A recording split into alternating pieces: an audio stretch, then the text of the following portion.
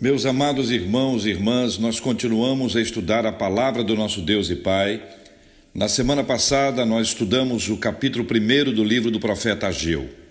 Hoje, pela graça de Deus, chegamos ao capítulo 2 e vamos caminhar segundo o que ensina as Escrituras Sagradas, para o nosso crescimento espiritual, para aprendermos a caminhar segundo a vontade do Senhor. Vamos ler juntos, irmãos, vamos acompanhar a leitura de Ageu capítulo 2.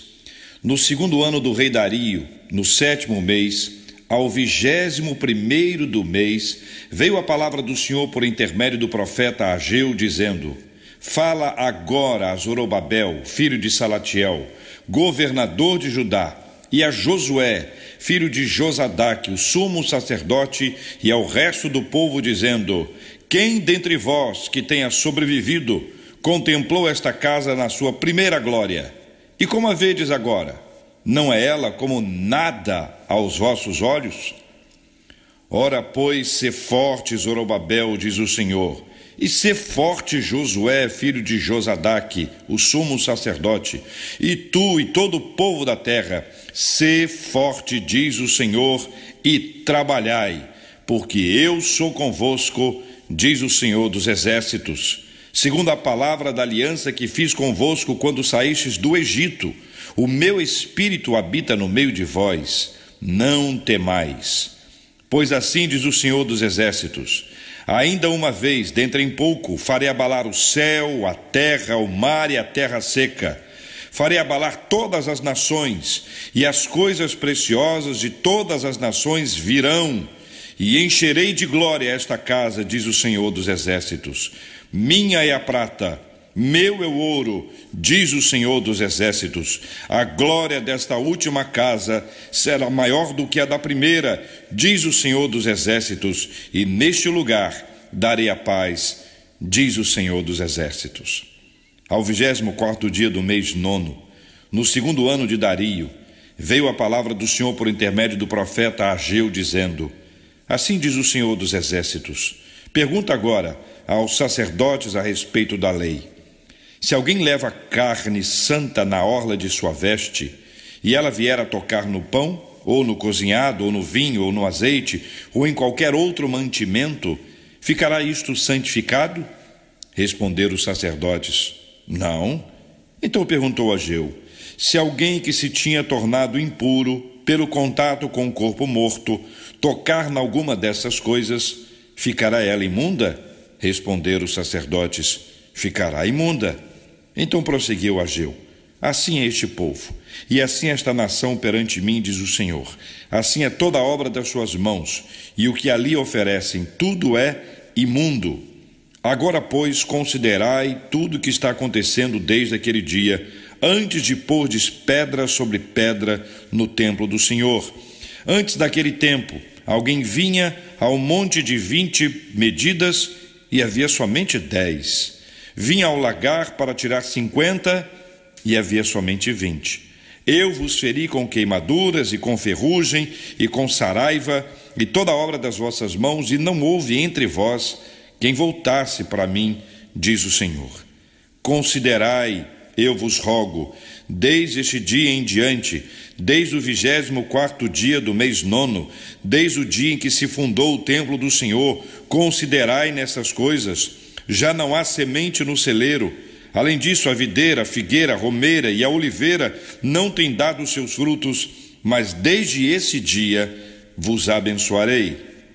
Veio a palavra do Senhor segunda vez a Ageu, ao 24º dia do mês, dizendo: fala a Zorobabel, governador de Judá: farei abalar o céu e a terra, derribarei o trono dos reinos e destruirei a força dos reinos das nações, destruirei os carros e os que andam nele, os cavalos e os seus cavaleiros cairão, um pela espada do outro. Naquele dia, diz o Senhor dos exércitos, tomar-te-ei, ó Zorobabel, filho de Salatiel, servo meu, diz o Senhor, e te farei como um anel de selar, porque te escolhi, diz o Senhor dos exércitos. Essa é a palavra do nosso Deus e Pai, e ela traz para todos nós uma importante reflexão sobre o caminho da obediência. Meus queridos irmãos e queridas irmãs, podemos destacar inicialmente que o Senhor fala novamente com seu povo. O Senhor fala novamente com seu povo. Se Deus não falasse com seu povo, o que aconteceria? Pensa um pouquinho. Se Deus não falasse com seu povo, o que aconteceria? Esse texto mostra Deus falando com seu povo, trazendo ao seu povo orientações, desafios, promessas. Agora, e se Deus não falasse com seu povo, o que aconteceria? Vou te dar 2 exemplos. O primeiro deles, no Egito. Como seria a saída do povo de Deus do Egito? Você conhece a história bíblica, você sabe da história das 10 pragas e sabe que a última praga, muito pesada e difícil, foi a morte dos primogênitos dos egípcios. Como é que o povo de Deus não passou por essa aflição? O que aconteceu para que aquele anjo da morte não passasse na casa dos nossos irmãos hebreus? O que aconteceu? Pergunte aí para a pessoa que está ao seu lado. Observa aí, interaja, lembra, traga à memória essa história impressionante. Estou vendo vocês aqui, nós sabemos que a orientação foi que se passasse sangue, marcas de sangue nos umbrais das portas, o sangue do cordeiro. A orientação bíblica foi absolutamente clara. Mas como é que o povo fez isso? O povo fez porque o Senhor falou. Agora pensa, se Deus não tivesse falado com seu povo ali no Egito, o que aconteceria? Imagine se eles não tivessem ouvido a voz de Deus. Ao invés de estarem felizes porque estariam fora daquela terra, indo para uma terra prometida, eles estariam chorando a dor e a saudade dos seus filhos primogênitos. Se eles não tivessem ouvido a voz de Deus, se Deus não tivesse falado com eles, não haveria libertação do povo de Deus que estava no Egito. Vou dar um outro exemplo, falei que ia dar 2, Mais um. O povo de Deus, diante dele está o rio Jordão, a graça do Senhor é maravilhosa, eles atravessam a pés enxutos e diante deles está Jericó. O que o povo de Deus fez em Jericó? Vem com Josué, Jericó. Fizeram o quê? Fala para o seu grupo aí, está perto de você aí. Vai lá, fala para o seu grupo. Fizeram o quê? O que aconteceu?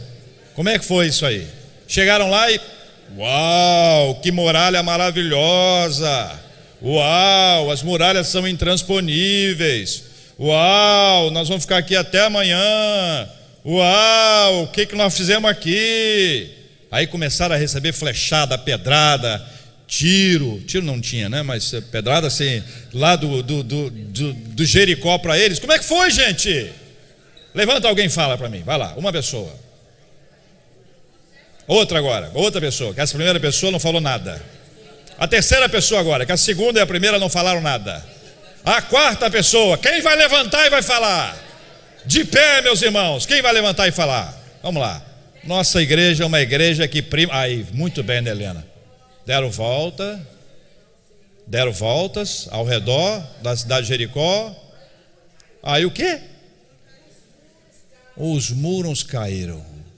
Muito bem, Helena, muito obrigado. Você, além de ser doce, santa, maravilhosa, um charme de pessoa, entendeu? Ei, Paulo...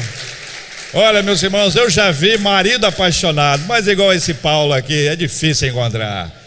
A maneira como ele olha para a Helena, quando a Helena fala, é assim da gente olhar e falar, rapaz, é muito love, glória a Deus pela vida de vocês. Irmãos, imaginemos bem, nós estamos lá, saindo lá, atravessamos, chegamos ali ao redor, e aí, e se Deus não tivesse falado com o povo que era para rodear? E se Deus não tivesse dito para eles, olha, rodeiem, circulem, gritem, e pode ficar tranquilo que a muralha vai cair, que os muros serão derribados. Se Deus não tivesse falado com o seu povo, o povo não teria vencido, o povo não teria entrado, a história não seria essa. A nossa história não é a mesma depois que Deus resolveu falar com a gente.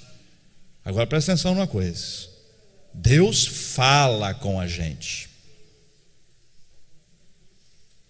Deus fala com a gente. Cabe a gente o quê? Ouvir. E depois?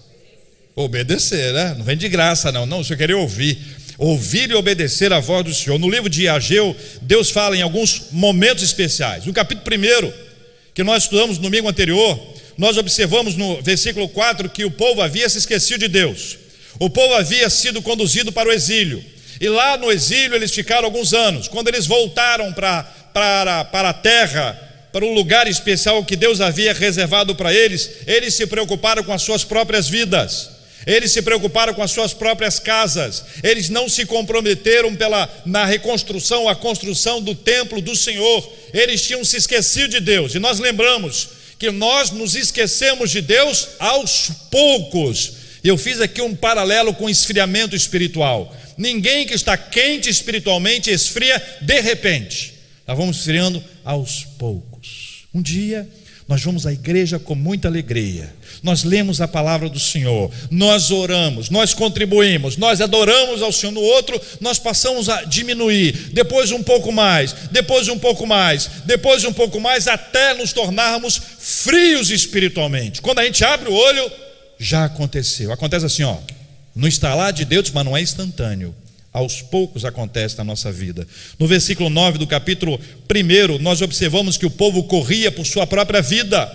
A correria deles era essa. Eles corriam por causa dos seus próprios objetivos. E lembramos aqui que nós temos uma vida corrida, e boa parte de nós corre pela sua sobrevivência, corre pela sua manutenção, que isso é lícito, é justo e é digno. Mas muitas vezes nós corremos além do que nós precisamos, enchemos a nossa vida de uma atividade e deixamos de priorizar o reino de Deus e a sua justiça. E a Bíblia diz que todas as coisas nos serão acrescentadas se assim nós agirmos. Nós observamos também, meus queridos irmãos e queridas irmãs, que uma das consequências de nós não priorizarmos o Senhor, de termos prioridades mal estabelecidas, é que Deus retém a sua bênção. É meio assustador isso, mas a Bíblia diz que o Senhor pode reter o orvalho sobre a terra. A Bíblia diz que o Senhor pode impedir que as sementes venham a frutificar. A Bíblia diz que o Senhor pode mandar inclusive a seca, capítulo 1.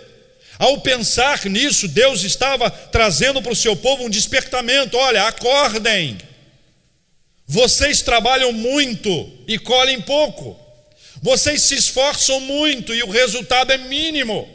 O dinheiro que vocês colocam é como se colocasse num saquetel furado. Vocês colocam e ele vai, sabe por quê? Porque vocês não estão priorizando a minha obra, a minha casa e o meu reino. O profeta Ageu, meus irmãos, trouxe uma palavra dura para o coração do povo daquela época, e eu aplico esta palavra à minha própria vida hoje.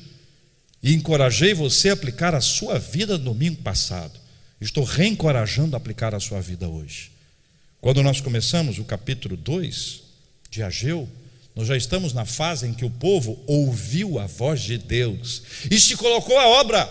O povo foi à obra. O povo se envolveu numa ação extraordinária de Deus. Eles passaram a produzir, porque Deus disse para eles duas coisas. A primeira é que Deus os despertou, Deus os encorajou. Desde os líderes a todo o povo, todos ficaram tomados de um despertamento, de um encorajamento espiritual. E o Senhor disse para eles: eu vou estar com vocês. E aí eles foram embalados.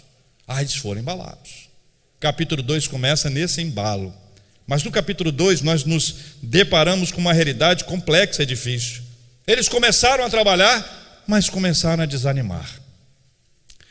E dois são os motivos pelos quais nós podemos apontar causas de desânimo aqui no início desse texto do capítulo 2. Quando nós observamos isso aqui, meus irmãos, nós estamos aqui aproximadamente um mês depois do início das obras. Eles já estavam desanimados. A primeira causa do desânimo deles é que eles estavam cansados. Trabalhar cansa. Eles estavam trabalhando na reconstrução do templo, que estava em ruínas por aproximadamente 66 anos. Mais de 60 anos o templo estava em ruínas. Remover, limpar, para preparar os fundamentos para a reconstrução, produzia neles um cansaço. E o cansaço é algo muito forte, que é capaz de paralisar as pessoas. Pessoas cansadas trabalham um pouco e brigam muito. Olha para você, pensa. Sabe aquele dia que você está cansado? Você está cansada, minha irmã, meu irmão, você está cansado. E uma pessoa começa a falar as mesmas coisas que falava quando você estava descansado. Só que você cansado é uma pessoa, alguns cansados e com fome são pessoas completamente diferentes. É bom estar longe dessas pessoas, é bom avisar: estou cansado, estou com fome, foge de mim. Foge, não é nem se afasta de mim, fuja de mim. A segunda coisa é que eles começaram a ter uma comparação. Os mais antigos compartilhavam com os mais novos, e a gente conhecendo um pouco da história do povo de Israel, eles tinham essa didática de contar as coisas para os outros, e à medida que eles contavam para os outros, essas histórias eram construídas, né? Essa tradição oral era muito forte. Eles contaram como é que era o templo anterior. 66 anos depois, eles estavam com saudades do templo anterior. Eles lembravam do esplendor do templo construído por Salomão, da grandiosidade, da beleza e da riqueza, ouro por todas as partes, uma construção extraordinária, detalhada pelo Senhor, tudo feito segundo a ordem de Deus, tudo do melhor, tudo do bom, tudo do excelente. E isso que vocês estão construindo, nem de longe se parece com aquilo. A comparação trouxe para eles um desânimo. A comparação trouxe para eles uma ausência de estímulo. A comparação trouxe para eles, somado ao cansaço, quase que um ato de desistir de todo o processo. Faltava a eles alguma coisa nessa hora, porque embora eles estivessem empolgados há coisa de um mês, eles agora cansados e enfatuados com todo esse tipo de comparação, eles passaram num processo de desistir, desestimular.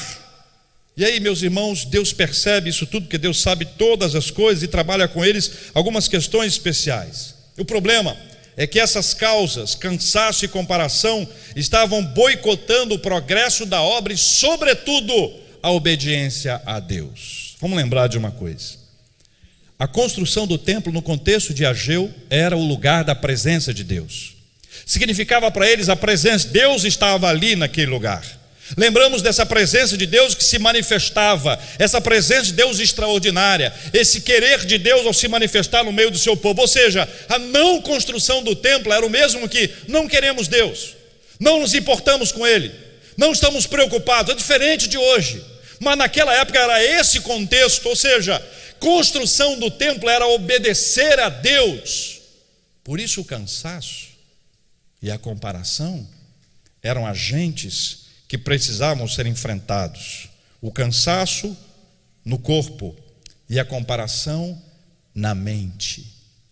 Escuta bem uma coisa: quando o nosso corpo não consegue avançar por uma questão espiritual, quando a nossa mente não consegue avançar por uma questão espiritual, só há uma solução: trabalhar o espírito. Porque se o corpo está cansado, não consegue avançar, se a mente está cansada e não consegue avançar, a solução é: fortaleça a sua vida espiritual. Porque se há uma área, se podemos separar, e é difícil isso, muito difícil, se podemos separar, a área de maior influência na nossa vida é a área espiritual. O nosso corpo não quer. O nosso corpo não quer ler a Bíblia, o nosso corpo não quer vir à igreja, o nosso corpo não quer jejuar então nem se fala. Tem pessoas que vão fazer o planejamento: vamos fazer um jejum esse mês na igreja, vamos. Sabe onde é que eles reúnem para resolver isso? No almoço.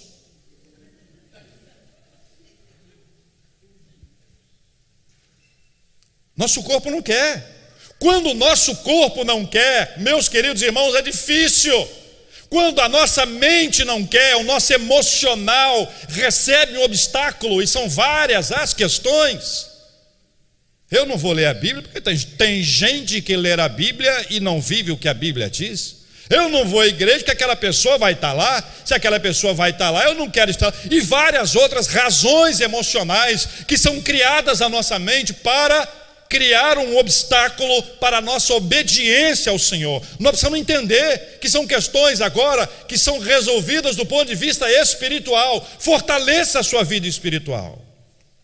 E aí, queridos irmãos, algumas verdades, alguns segredos incríveis que eu confesso para vocês. Eu já li esse texto várias vezes, mas eu fiquei impressionado com o que Deus foi trazendo à minha mente, ao meu coração, ao meu espírito, quando eu fui lendo essa palavra de Deus outra vez. E eu quero destacar para vocês aqui algumas dessas coisas. A primeira delas, eu fortaleço o meu espírito quando eu lembro que Deus fala comigo, que Deus não manda recado. Deus não vai mandar uma mensagem para alguém, me dá uma mensagem. Deus fala diretamente comigo, ainda que seja através de alguém. Mas Deus fala comigo. Hoje Deus fala comigo como? Como é que Deus fala com você? Fala com a pessoa que está do seu lado. Como é que Deus fala contigo aí?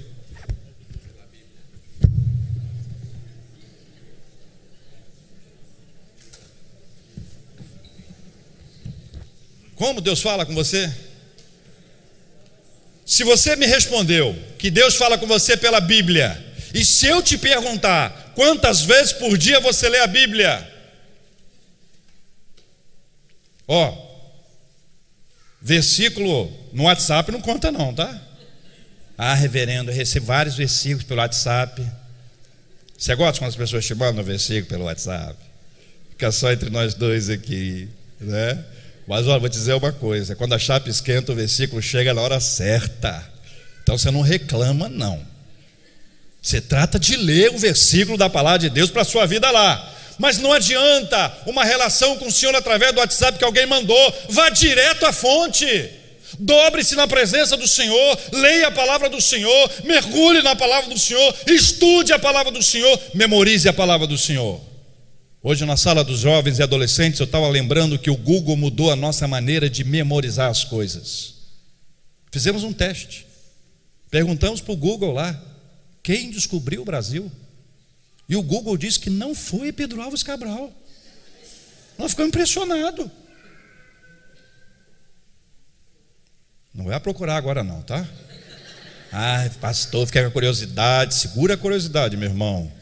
Minha irmã, especial, irmã, segura a onda agora.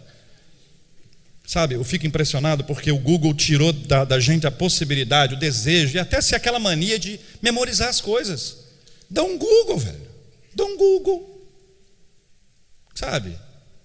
A gente está perdendo a capacidade de memorizar. E isso atinge tudo: história, geografia, química, matemática, nome de rua, por onde chega lá um tal lugar. A gente está usando os aplicativos. Lógico, não sou maluco para não usar. Estão disponíveis ali. Não usa, eu sou das antigas. Sai para lá, meu irmão. Tem que atualizar, rapaz, tem que atualizar. Não só pesquiso na Delta, na Barça. Delta conheceram na Barça. Prepara aquela, né? Escrivania grande, como é que é, naquela biblioteca grande na sua casa. Se prepara para a mudança. Você vai perceber como é complicado quando você tiver que mudar ou tirar o cupim que invadir, ok? Mas nós temos que nos atualizar. Agora presta atenção, memorize a Bíblia, decore versículos bíblicos. Alguns aqui mais antigos, eu não sou dessa época, chegavam à escola bíblica dominical e tinham que recitar um versículo da Bíblia. E os primeiros eram os mais animados. Jesus chorou. Zoava a turma toda. O último, coitado, da letra Z, ele tinha pode procurar. Os mais antigos, crentes, com o nome mais para o final das nossas letras lá, o Z. Então, esse cara sabe mais Bíblia que a maioria dos aqueles que começam com a letra A, B, C e por aí vai. Porque ele tinha que decorar muita coisa. Mas hoje, a gente não sabe mais nada. Não nós, que nós somos a elite espiritual do Rio de Janeiro. Amém, irmãos? Os que estiverem ouvindo, os que estiverem aqui ao vivo, ou não, né? Segunda coisa que a Bíblia nos ensina, e o versículo 4 é maravilhoso, quando ele diz: ser forte. Mais de uma vez ele diz: ser forte. Ser forte. Lembra para todos nós a história extraordinária do começo da travessia do povo de Deus sob a liderança de Josué. Ser forte e corajoso. Meu pai tem uma interpretação singular para esse texto. Todo mundo acha, e eu também, que o destaque maior aqui é porque ele estava assumindo a liderança de um povo pesado, difícil. Ele agora tinha que assumir, então ele tinha que ser forte, corajoso. Ou seja, ele estava com medo, ele precisava ser forte, ele estava fraco. Mas meu pai disse: olha, vocês não têm ideia do que é ser o intermediário para dizer para o povo qual é a vontade de Deus. Josué assumiu um lugar que Moisés não apenas liderava o povo, mas era aquele que ouvia a voz de Deus e tinha que proclamar a voz de Deus. Então, mais forte do que a questão emocional e física ali de liderar, de dizer algumas coisas, estava ali o fato dele proclamar, dizer a vontade de Deus para a vida do seu povo. É incrível isso. Esse texto nos traz o ser forte, nós sabemos que nós somos fortalecidos pelo Senhor. Nenhum de nós é forte, aliás, pelo contrário, a Bíblia diz que aquele que é fraco é que ele é forte. Por quê? Porque admite fraqueza. Vou dizer para os irmãos agora, uma das coisas mais difíceis para homem é assumir fraqueza, a não ser que ele fique dodói. Homem, não os nossos que estão aqui hoje. Homem, quando ele está dodói, ele está à beira da morte. Se perguntar o que você está vendo, eu estou vendo um túnel, lá no fundo uma luz branca e alguém com uma lista botando o dedo no meu nome. Mulher na mesma situação, como se nada estivesse acontecendo, penteada, arrumada, maquiada, dando ordem e falando. Não vocês, estou falando outras pessoas. Ser forte, nós aprendemos na Bíblia que nós precisamos assumir a nossa fraqueza, homens. Nós precisamos assumir a nossa fragilidade. Nós precisamos assumir quem nós somos, mulheres. Nós precisamos nos dobrar diante daquele que nos fortalece. Eu não conheço pessoas fortes, eu conheço pessoas fortalecidas pelo Espírito Santo de Deus. Eu não conheço pessoas que atravessam o deserto de uma enfermidade, botando a mão no peito e dizendo: eu sou forte, eu vou atravessar isso tudo, vai dar. Olha, meus irmãos, é só ficar 2 minutos a mais. Nós despencamos. Sabe por quê? Nós somos de carne e osso. Louvado seja o nome do Senhor. Alguns mais osso do que carne. Pela lógica. Ser forte. O versículo 4 também traz uma palavra linda: trabalhe. Sabe uma coisa impressionante? A gente acha que ser espectador resolve. Está tudo muito mais fácil, irmão. A vida está muito mais fácil. A vida está muito mais fácil. Está tudo automatizado. Você não abre portão, você não liga a televisão. Agora não querem deixar nem a gente ligar o carro. Era tão legal botar a chave, virar, hein? Andar com a chavezinha. Agora aperta um botão, um comando de voz, não faz mais nada. A Bíblia diz que nós devemos trabalhar. Consagre sua vida e obedeça à direção de Deus para você. Faça a sua parte. Não terceirize responsabilidade que o Senhor destinou a você. Quando Deus te dá uma missão, essa missão, Deus vai fazer a obra dele de um jeito ou de outro. Mas se Ele destinou uma missão a você, pelo amor de Deus, descruza esse braço, arregaça a manga e vão trabalhar. Nós não nascemos para ser espectadores espirituais. Há um trabalho a ser feito por cada um de nós. Você conhece o princípio do metro quadrado? Perguntaram assim para alguém: quanto tempo você acha que dá para limpar aqui todas as calçadas do Rio de Janeiro? O exemplo era sobre Nova York. E a pessoa disse: uma meia hora. Meia hora? Meia hora? Tudo? Meia hora? Como? Se cada um limpar a calçada, o metro quadrado que está na sua frente, talvez nem em meia hora toda a cidade esteja limpa. Por que ela não está?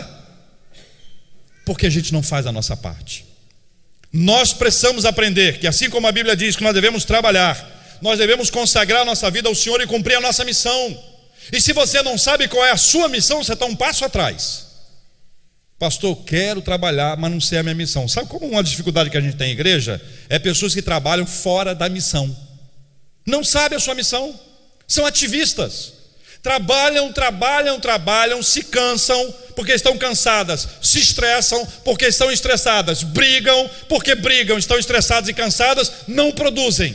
Não sabem a sua missão, não encontraram o seu lugar. Não sei qual lugar para eu trabalhar na igreja. Escuta bem, vou dar uma dica: talento e dom. Eu gostaria de trabalhar nesse ministério que fica aqui à frente, aqui, sabe? Isso aqui? Teclado, eu gostaria. Violão. Lá então nem se fala como eu gostaria. Ali até que eu, de repente, assim, no dia que não tiver ninguém, pouca gente na igreja, retiro, acampamento, pessoal com problema de audição, eu toco ali. Mas não é a minha área. Não é a minha área. Deus não me deu essa habilidade, esse dom. Qual é o dom e o talento que Deus concedeu? Para cada cristão nascido de novo, Deus deu pelo menos um donzinho. Um donzinho você tem. Um donzinho. Qual será, pastor, que é o meu donzinho? A Bíblia está dizendo quais são os dons aqui. Vamos ler a Bíblia e estudar, vamos interagir, vamos conversar. Procura o seu lugar de trabalho na igreja. Todo mundo tem que trabalhar. Nós não somos espectadores. Não há aqui empresários do mundo religioso que nós chegamos, cruzamos nossos braços e vamos avaliar se foi bom, se não foi bom. Será? Não sei. O que você achou? Eu teria feito diferente. É sempre assim. Sabe, construtor de obra pronta, tem sempre uma crítica. Sempre uma crítica. Tá alto, tá baixo, foi longo, foi curto, tá perto, tá longe. Todo mundo tem uma crítica, todos nós, mas de repente nós ficamos muito espectadores.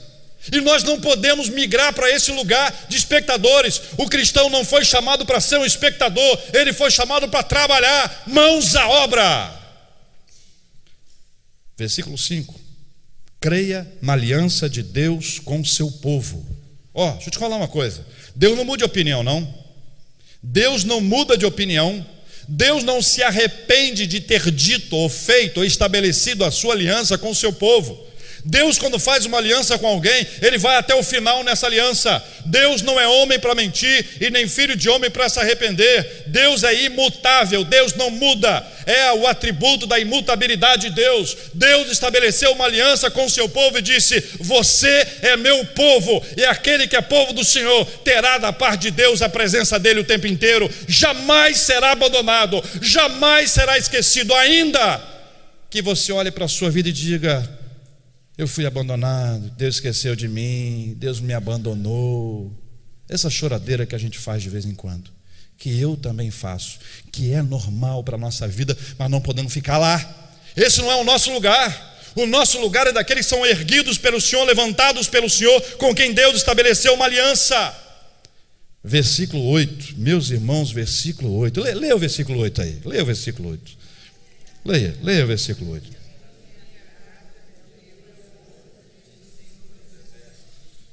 Eu acho legal, e quando Deus disse para Ageu, Deus assinou de quem que é o ouro e a prata, né? Muita gente ia dizer: meu é o ouro, minha é a prata. Diz o Senhor dos Exércitos: de quem é o ouro e a prata? Fala para mim, de quem é o ouro e a prata? A quem pertence as riquezas deste mundo? Ao nosso Deus. Sabe o que Ele está nos ensinando aqui? Confie na provisão de Deus. Confie na provisão de Deus. Confie, Deus proverá.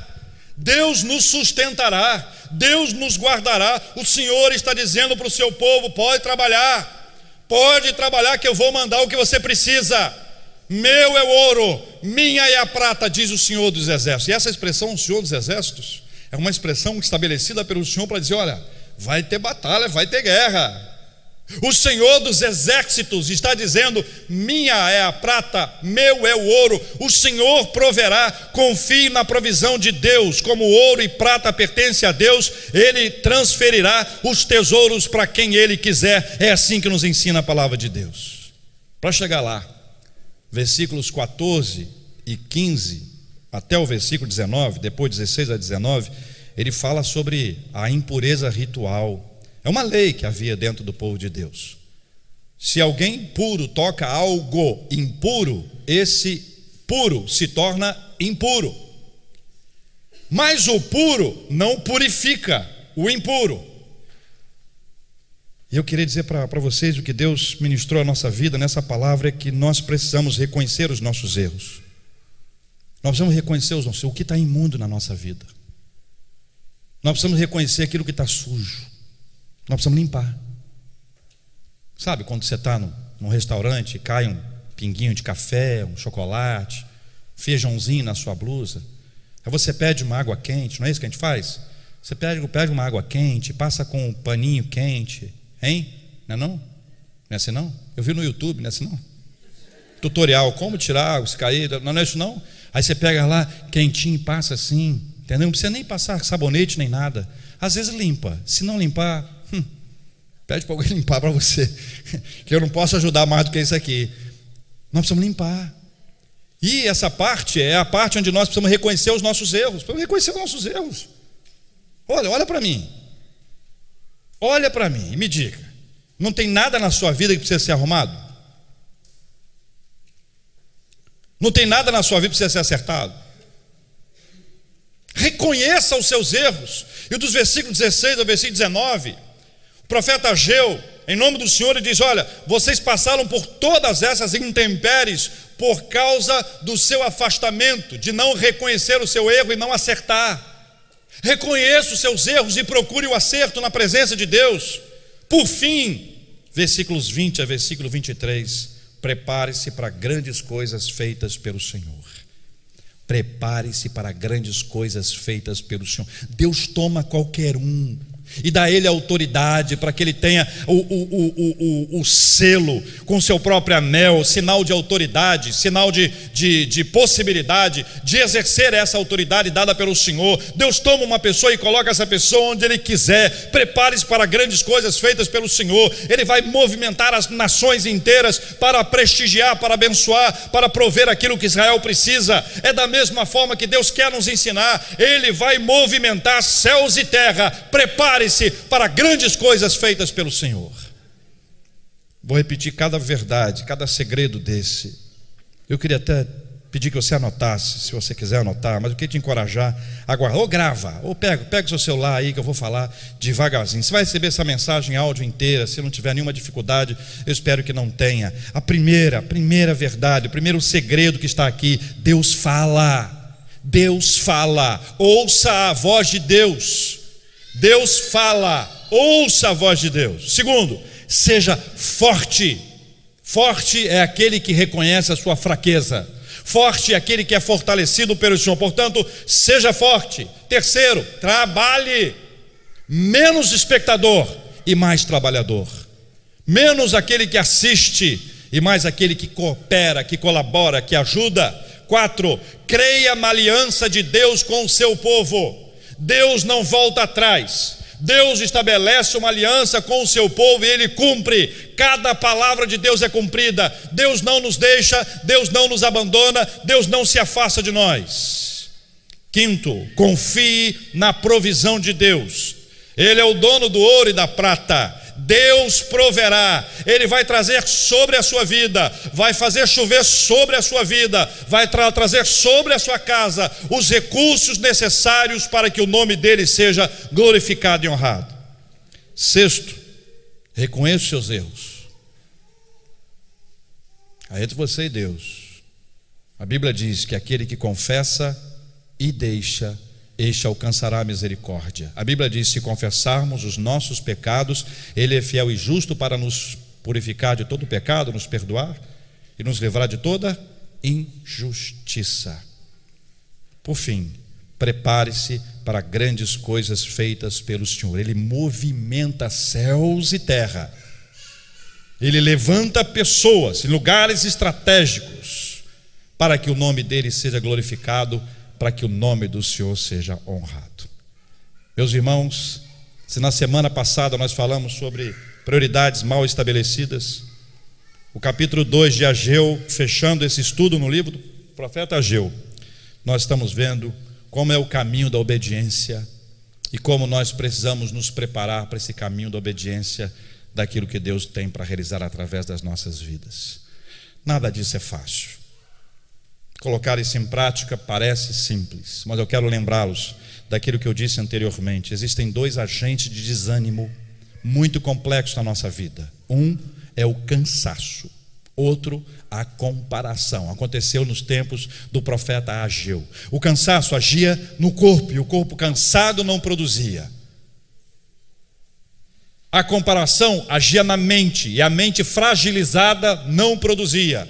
Para resolver a questão do corpo e da mente, só agindo espiritualmente pelo Senhor. Só uma ação do Senhor sobrenatural. Só o Senhor que levanta, só o Senhor que transforma, só o Senhor que muda, só o Senhor que coloca de pé. Fortaleça a sua vida espiritual. Fortaleça a sua vida espiritual. Deus fala, ouça e obedeça. Seja forte, reconheça a sua fraqueza e seja fortalecido pelo Senhor. Trabalhe, não apenas seja um espectador, se envolva. Procure a sua missão, procure o seu dom e realize. Creia na aliança de Deus com o seu povo, a aliança de Deus com você. Confie na provisão de Deus. Reconheça os seus erros e prepare-se para grandes coisas feitas pelo Senhor. Eu quero orar por você individualmente e quero orar pela nossa igreja. Deus quer fazer mais através de nós. Não se omita, não se esquive, não se esconda nessa grande batalha que é ser igreja no século 21. Vamos orar? Vamos ficar de pé, meus irmãos, e vamos orar. Vamos colocar a nossa vida diante de Deus. Você sabe onde é que você está. Que momento da sua vida é esse? Cansaço, desânimo. Se você tem parado de realizar a obra do Senhor por este, aquele ou aquele outro motivo. Se você tem realizado a obra do Senhor de forma displicente, ou mesmo nem tem realizado, porque você está desanimado. Nós vamos orar para que Deus te anime. Quem anima é o Senhor. Quem tira de nós a barreira do cansaço do corpo, quem tira de nós a barreira da comparação, da nossa mente, nosso emocional, é o Senhor quem faz isso. É o Senhor quem nos levanta, é o Senhor quem nos sacode espiritualmente. E nós vamos orar para que Deus fortaleça a sua vida espiritual. Feche seus olhos e ore. Peça ao Senhor, fortaleça a minha vida espiritual, Senhor. Deus, haja no meu espírito.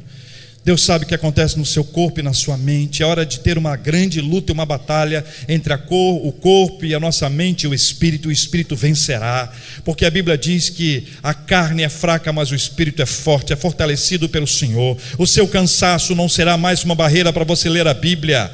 O seu cansaço não será uma barreira para você orar. O seu cansaço não será uma barreira para você trabalhar na casa do Senhor. O seu cansaço não será uma barreira para você estar na casa de Deus. A sua mente não será esse obstáculo. Emocionalmente, a história contada, a frase de alguém, a palavra maldada, maldita numa hora que você precisava tanto de carinho, de abraço, alguém deixou você de lado e as suas emoções hoje dizem, não se envolva, todo mundo é igual. Nós vamos repreender isso hoje aqui em nome do Senhor Jesus, para vivermos aquilo que Deus tem para realizar na nossa vida e na nossa história. O nosso espírito será fortalecido pelo Senhor, porque o Senhor é quem vai nos fortalecer. É no poder do Espírito Santo que nós vamos agir. Ore ao Senhor. Peça a Deus que aconteça com você. Peça a Deus, fale com Ele, você e Ele. Olha para o povo de Deus naquela época, desconectado do Senhor, mas Deus falou com eles, como Deus fala com a gente. Eles ouviram, nós estamos ouvindo. Eles obedeceram, nós vamos obedecer em nome de Jesus.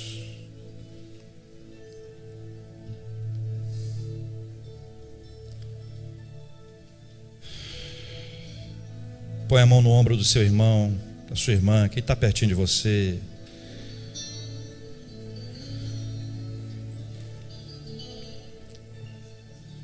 Vamos orar. Pai, eu oro por aquele e por aquela que hoje na casa do Senhor está, hoje está ouvindo essa mensagem em algum lugar desse planeta. Eu oro por eles e peço que o Senhor os abençoe. Se há desânimo, que o desânimo seja expulso e que o ânimo vença em nome de Jesus. Se há desânimo provocado pelo cansaço, ou por qualquer comparação, ou qualquer questão que envolva nossas emoções, nós pedimos, tenha misericórdia de nós e ajuda-nos a viver de acordo com o teu querer e a tua vontade, ó grande e poderoso Deus. Fortalece a vida espiritual do meu irmão, da minha irmã. Mostra para eles, ó Deus, como o Senhor fala, que o Senhor é quem fortalece, que é o Senhor quem dá força, e o Senhor nos dá oportunidade para trabalhar, e nós não vamos ser espectadores mais, nós vamos trabalhar para o Senhor em nome de Jesus. Traz para esse meu irmão e minha irmã que a aliança do Senhor foi estabelecida e o Senhor não volta atrás, que nós somos o povo da aliança, a família da aliança do Senhor. Traz para esse meu irmão e minha irmã que nós podemos confiar na provisão do Senhor, porque o Senhor proverá, porque o Senhor é o dono do ouro e da prata. Traz para esse meu irmão e minha irmã a importância de reconhecer os seus erros, de confessar os seus pecados, de abandonar, de buscar uma vida santificada, porque enquanto isso não acontecer, o Senhor vai reter a sua bênção. Traz para o coração do meu irmão e da minha irmã grandes expectativas, porque grandes coisas serão feitas pelo Senhor. Que cada um de nós venha a se preparar para essas grandes coisas feitas pelo Senhor. Oramos pela nossa igreja, Pai, Igreja Presbiteriana das Américas. Quando ela completa 9 anos de existência, nós olhamos para trás e reconhecemos os teus feitos. Olhamos para o presente e te agradecemos de todo o nosso coração. Olhamos para a frente com faca nos dentes, ó Deus, com determinação e coragem para caminharmos, para irmos adiante, com a coragem que só o Senhor pode nos dar, para lutarmos a luta que precisa ser lutada. Contra os principados e a potestades nós só vamos vencer espiritualmente. Não adianta grandes estratégias se o Senhor não estiver ao nosso lado, e o Senhor está. Louvado seja, engrandecido seja o teu nome, Paizinho. Vem encher-nos com a tua doce e poderosa presença. Fortalece a vida do meu irmão que está sendo abraçado, daquele que está abraçando. Fortalece a vida da minha irmã, de cada família aqui representada, de cada adolescente aqui nesse culto, jovem, adultos, anciãos. Vem encher-nos com a sua força espiritual, para que venhamos a avançar, a caminhar com alegria, em nome do Senhor Jesus. Amém. Dê um abraço no seu irmão.